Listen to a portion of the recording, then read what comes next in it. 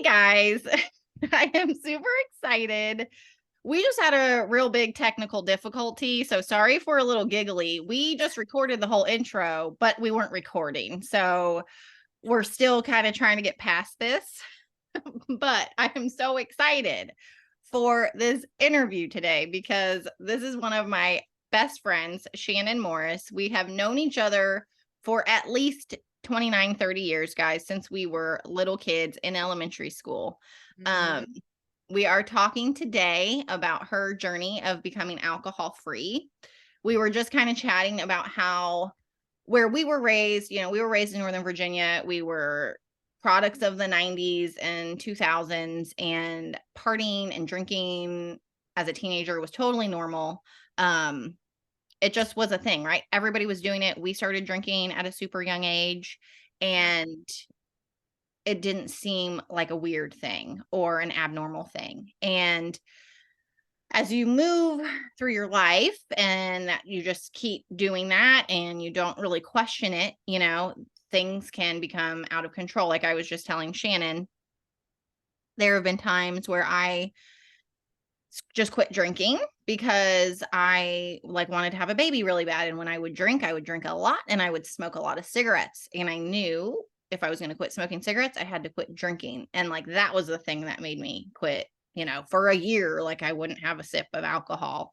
And so I think that it's very interesting to see how the way we were raised and the way that our childhoods were, and kind of what led to us then. And Shannon was just talking too about the binge drinking in America, how this leads and affects our adult life. And so, Shannon, I want you to just, go a little bit backwards about what we were just talking about of, how you feel in society now with all of this drinking and how it was hard to make that decision. Yeah, for sure. And like you said, how you wanted to quit, to have a baby. And I'm sure in your head, you were kind of counting down the days to when you could drink again. And I did that a lot too. I quit sometimes in college. I would take breaks. And it was for certain reasons. It wasn't because I wanted to quit drinking. It was because oh, I'm taking a medication, so I can't drink. It's not good to drink on it. Or, hey, I want to start working out more. So I'm going to take a couple weeks off, because if I was drinking all the time, there's no way that I would work out. And it's just so hard because like you said, in society, it's such ingrained in our culture. It's such a normal thing. It's considered, a social activity. And we're humans, so we're very social creatures, and we like to be a part of a group and a community, and we want to feel like we're we're Yeah. involved with people. And when everyone's doing the same thing and you're not, it feels you feel left out. You don't feel like you're part of that group anymore. So definitely it was really hard to quit. But yeah, there just came a moment in my life where I was like, what is this actually doing for me? Is anything positive coming out of me doing this other than being social, or having fun, or letting loose? You can do all of those things without alcohol, but it's really hard to wrap your mind around it when everyone around you is doing it. Yeah. So, And when you've been doing it for such a long time, right, we're yeah. in our 30s now. And Mm. we were also saying too, we just hope this episode, if you're listening to this and you've recently become alcohol free, or you've really been considering it, and you're going over in your head if you want to or not, we were saying that alone is probably already a pretty good indicator that you should at least give it a shot. But it's very hard, I think, when you have something that you've been doing for such a long time that's just a normal part of your life, and to be able to then just cut it out is incredible. And so, like I said, guys, because I want to give her the proper introduction since we missed the recording the first time. But this is my dear friend, Shannon Morris. She lives here in Charlotte. We know each other, though, back from Northern Virginia from kids. And she's just a super incredible person. And this has been an awesome journey for her, and she's actually inspired her older sister to become alcohol free, who, you know, they were like a duo back in the day with the partying, and that was just what we did. And then of course you go to college and it's even more intense, right? Because Yeah. it's just, it is what it Like, is. again, it's the normal. Yeah. So And like we were saying, we both came from single mother households. We had a lot of freedom as kids, even as kids as young kids, like in elementary school. We had a lot of freedom. And so we kind of had to parent ourselves in a way. And of course, when you a lot of times can do whatever you want, you don't always make the best decisions, you know? And so we're just going to dive into all of that stuff. And so we have a few bullet points we're going to go over, and then we're just going to kind of chat about all of them. So the first question, Shannon, was what was your drinking routine like before? And, you know, looking back now, she is 3 years sober, guys. What's the alcohol free date? March. yeah, March 2nd, 2020 is Oh, when the first day, like I stopped. March 1st, I was hammered, drunk. yeah. And March 2nd, I was like, I can't anymore. So Yeah. I was probably still a little drunk from the night before, but You didn't knew. drink. Yeah. Yeah. You were done. So, yeah. So tell us kind of what your drinking habits, routine, what it was like, and then what was basically the decision. Like, how did you make the decision to be like, I'm just done with this forever. I'm never doing this again. Yeah.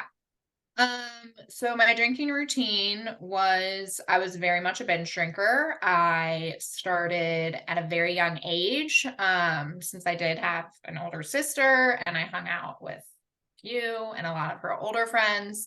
I was always invited to those parties. The first drink I took, I was 13 years old. I was on a cruise ship. It was a Smirnoff Black. Jeez. Tasted like grape chapstick and it was delicious. And then yeah, after I like literally never really stopped from there. Like from 8th grade on, I was like, I drank, which is so crazy to think. Like, I can't imagine like my nephew Lyric when he turns 13 taking a drink. That's so Yeah. weird to me. But it was really normalized. And especially in my family, like I came from a family who addiction runs in our blood, and drinking was like a very normal thing. I saw my parents and my aunts and uncles drink in front of me, like no big deal. We were very famous for having the parties ourselves, like New Year's parties, huge. I mean, my sister had a No. sweet 16 with a keg. Like we were the party crew. My friends always called like my mom like the cool mom because she let us party. So yeah, that started what became normal for me, and it lasted until yeah, I turned 30 years old. In high school, it elevated. And I had moved to a small town. So, like, literally one stoplight. My graduating class was like 80 to 90 people. So, like, all there was to do was have field parties and like get drunk. So that's what we did. I was like, dubbed the cool freshman. I drank with all the seniors. Again, I was the party house. Like, and it to me, like, I never question it. Like, there was not one thought that went through my mind, like, is this weird? You Like, almost like wore it as a badge of honor. Like, 100%. my Like, house is cool. This is where we do the parties. Like, we can yeah, drink and it's okay over here. Like, yeah, like, yeah. I could drink like grown men under the table and thought I was cool. Like, Yeah. want to see how fast I can chug this beer? I can chug 10 more after this. Like, it was like, yeah, like a badge of honor, which is so kind of gross to me looking back It's on it. like Like, sick if you look back. You're it's, such this like beautiful, bright, young, shining star. And you, you know, that was like the route. yeah, And yeah. yeah. And then college didn't change much, elevated more again. Especially I went to college in Myrtle Beach. So that's a party town in itself. So yeah, just always drinking. I wasn't into like any other drugs really. I smoked a lot of marijuana. But it was mostly just binge drinking, like hardcore binge drinking. Yeah. And I was the person who would stay up for hours. Like I was on coke, but I wasn't. I was just Yeah. drinking. And Yeah. like you said, smoke 1 to 2 packs of cigs always. Because again, that's a social thing too. Like it kind of goes hand in hand. Yeah. Um, I didn't start smoking until someone just like randomly gave me a cigarette. And I was like, oh, this is cool. We're like hanging out outside, we're chatting. Like, I like this. Yeah. And then I just became a chain smoker somehow. Like, I didn't even like cigarettes, No. but I was like, this is fun. Like, it put me in another group of people, you know? Yeah. And when you're drinking, it like goes together. And then when you do Just it enough, when it's a trigger, when you drink then, a cigarette. yeah, yeah. Then it's like an actual full blown addiction, and you don't even know like how it became, but you're Yeah. like, whatever. Then you're Now I do smoking this cigs when you're too. not drunk. Yeah. Yeah. Then I started smoking on like road trips and stuff because I felt weird without having cigarettes in the car. And I was Yeah. like, what is wrong with me? I guess I And smoke then I was just like, now. whatever, I smoke cigarettes now too. Cool. Yeah. Life is going in such a great To direction. the list. Oh So man. yeah, that was my drinking routine. And then I moved to Charlotte, and that's at that point I was in my mid-20s. I mean, nothing stopped me. I was still drinking. I still could kind of get away with it, you know, because I was still in my 20s. Yeah. But there were days when I wouldn't go to work because I was too hungover. I would just like make an excuse. I mean, the blackouts, I started blacking out more. The hangovers were getting worse. Yeah. It just started turning into like not fun. Like I used to think it was like fun and I was having fun. And I thought I was having all these like great experiences, but really I was just going to bars and getting hammered and like meeting random people who I would then dub like my friends, but I would really never see them again. And I was like, is this fun? Like, am I really doing like activities? Because I wasn't doing anything. I was just getting hammered at Yeah. different bars.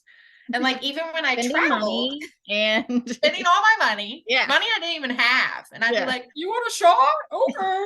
Yeah. It's on me, Then, everybody. Yeah. yeah. Because like you think that you're like the life of the party and you have all these like friends who think you're awesome. And they're like, no, they just think you're awesome at the time because you're buying them booze. So Yeah. And they're drunk too. and they're wasted. They're not going to freaking remember it tomorrow. Like, it's just so stupid. Yeah. Everything's so stupid. It's a lot. And then even when I traveled, like I was spending my money to go to a different place to do the same shit I was doing here. Yeah. And like sometimes I would like book fun things to do, but then I was always too hungover to do them. So I was like, it never made sense. Like now looking back on it, clearly when I was in it, I was like, I'm having a great time. Yeah. But yeah, looking back on it, it was just a lot of wasted time and money. So yeah, that was me in a nutshell. Just your typical definition of a binge drinker. And just like a lot of people don't like to call themselves like alcoholics or addicts, but I am an addict like through and through. And that's with anything like candy, coffee, anything. I'm always like, go big or go home. Like if I'm drinking coffee, I'm going to have maybe 3 glasses. Like, do I need 3 cups of coffee? No, but now it's my only vice. So I'm going to freaking amp it up, you know? So I'm drinking it.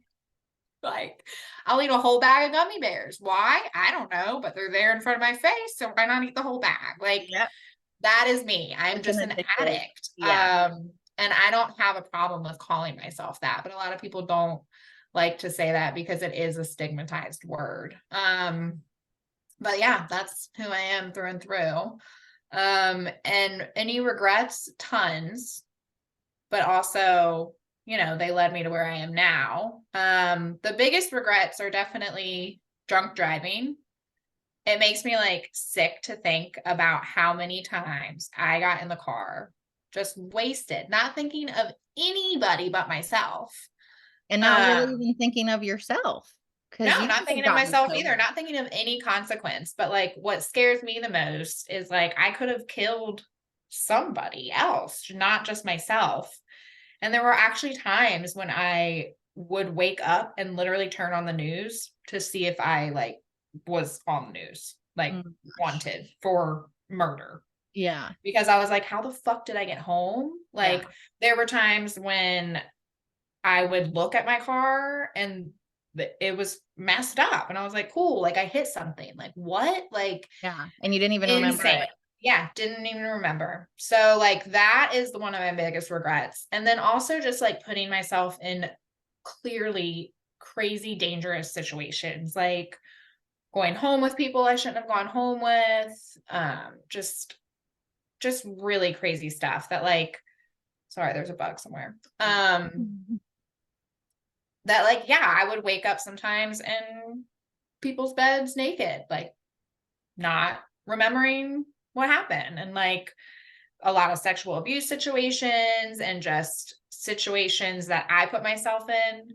Clearly at the time, I was probably consensual, but like afterwards, I'm like, I wouldn't have done that if I wasn't drinking. So like a lot of regrets there and just, yeah, just so much time and money wasted. Um, and then like the rock bottom, a lot of people don't have rock bottoms, but I I definitely did.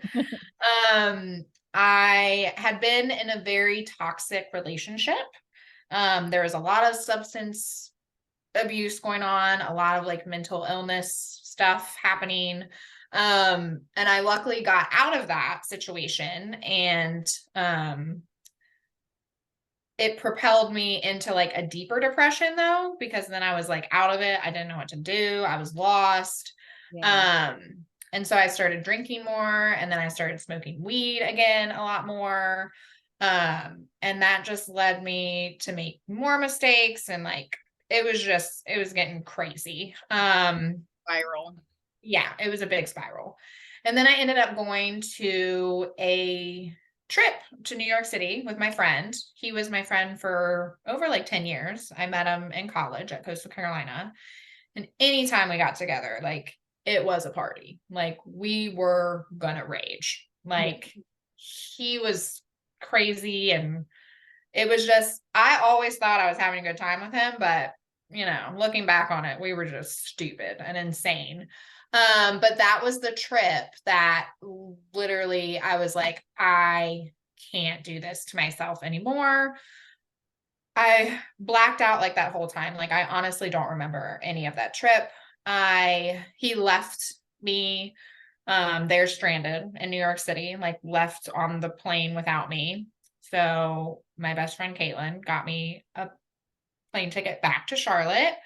And on that plane, I drank more because I wanted to just like forget what happened in New York City because I didn't really know what happened. Yeah. And you were probably Um, feeling like complete shit. So you're like, hair of the dog.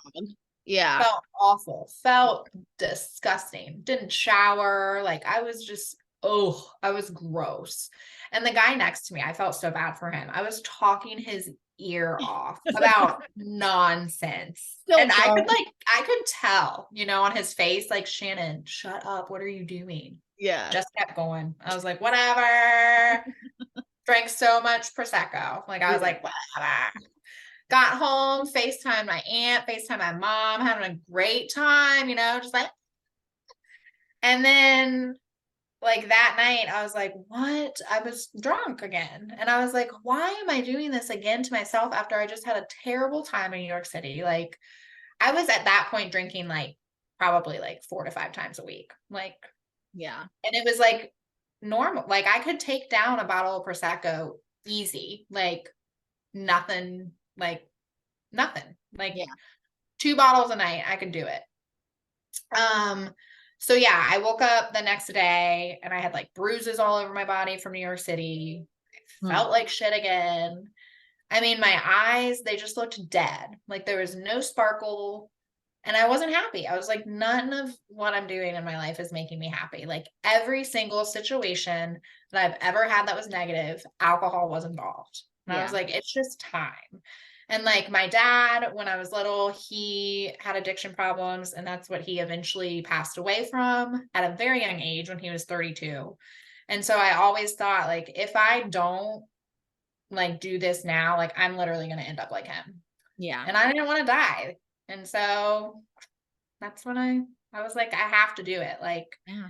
and I don't care what other people are going to think. Like, I don't care if I'm never going to like hang out with anybody ever again. Like, I have to do this. Yeah. So, Oh, yeah, and I'm that's so that's happy. how it all happened. It's amazing. And it's so Crazy. inspiring. And you're so real. Like, I already in my head, I'm like, I want to do a solo podcast, really just talking about this subject because it has so many layers. It has So so many. many levels.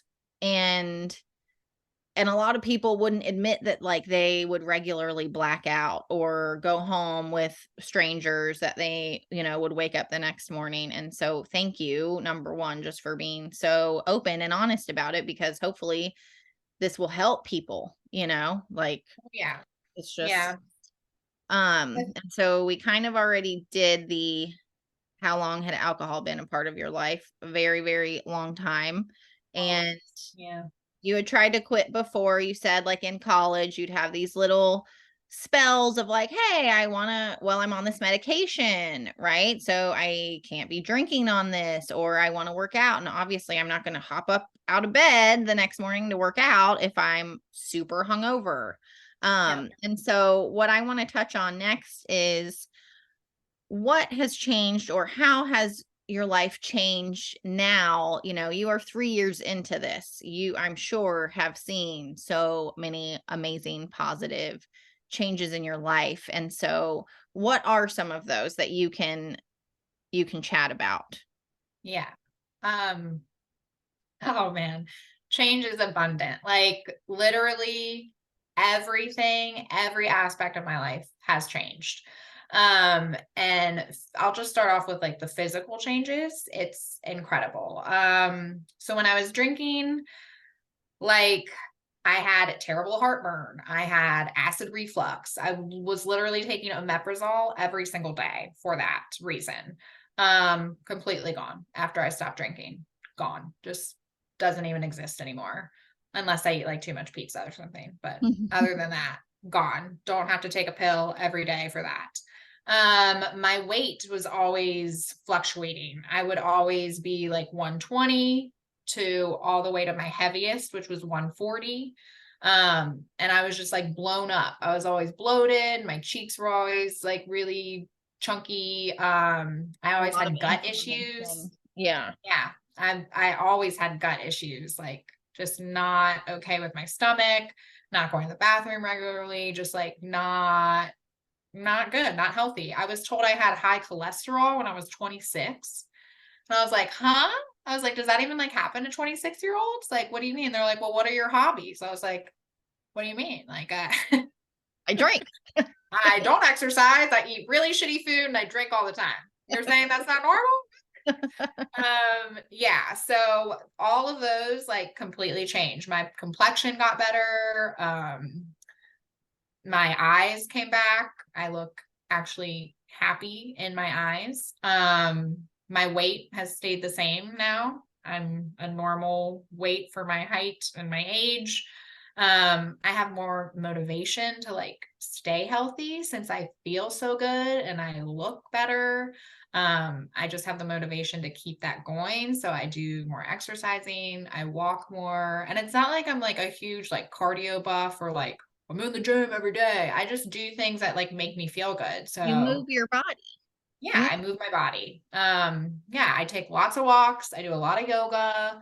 And then some days I give myself the opportunity to like rest because we all need rest too. Um, and my gratitude has been exponential. Like I'm so grateful for everything in my life now. I didn't even know that like gratitude was a thing when I was drinking because I was always just like sad or hungover or blaming my problems on someone else or like, oh, it's their fault that this happened to me. Yeah. When really everything was my fault. So yeah, my gratitude, I just make sure to like, not even, sometimes I do write it down. I have like a gratitude list, but not even if I don't write it down, like just mentally take it in sometimes, like especially on my walks. Like I'm like, you know what? I'm grateful for these trees surrounding me that give me the freaking oxygen to breathe and the Yeah. paper to journal my thoughts. Like it's just like little things that I never noticed before because I was never present at all in any moment because I was masking every emotion that I had. um I just, yeah, I don't take anything for granted anymore. So, Awesome.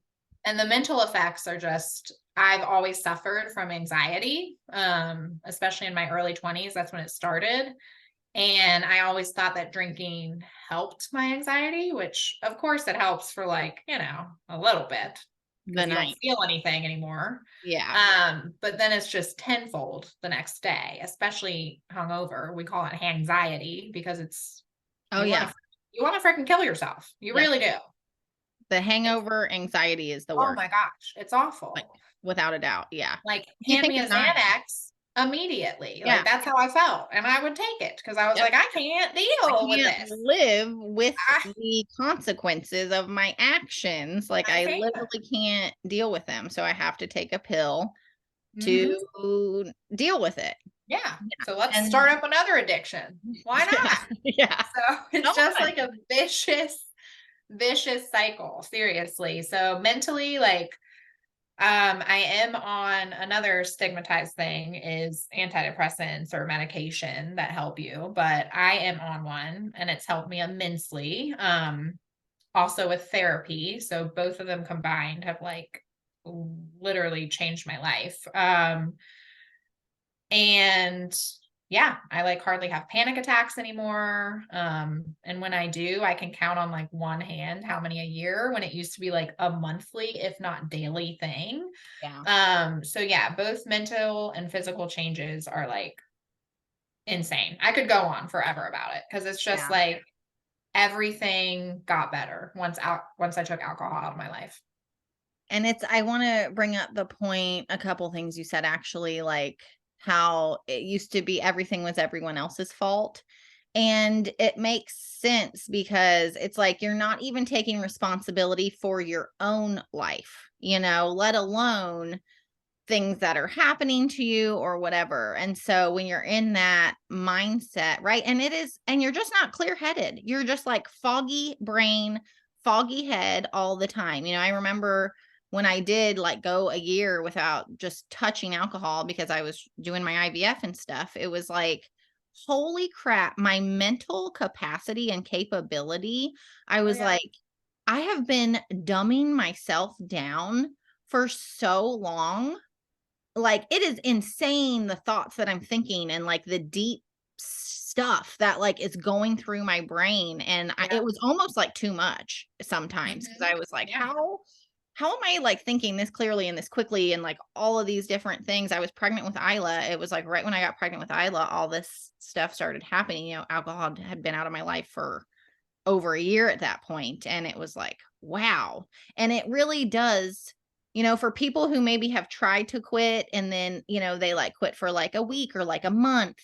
I truly believe it takes several months It to does. really feel like how you're gonna feel without it in your Hmm. life. You really got to give it 3 to 4 months to Yeah. just, you I know, say at least like 90 days. yeah, Like that 3-month mark is when I really started to see like the physical effects, like my face and like the weight and like everything. And then, yeah, and your mind is like readjusting the whole time. So you really do need to give it like time, yeah, because you're so emotional too in those first 3 months. Like it's just like all the waves of everything coming at you, like things that you haven't felt for years didn't because allow you've been yourself. you've Yeah. been pushing it down with the alcohol. So it's like all coming out.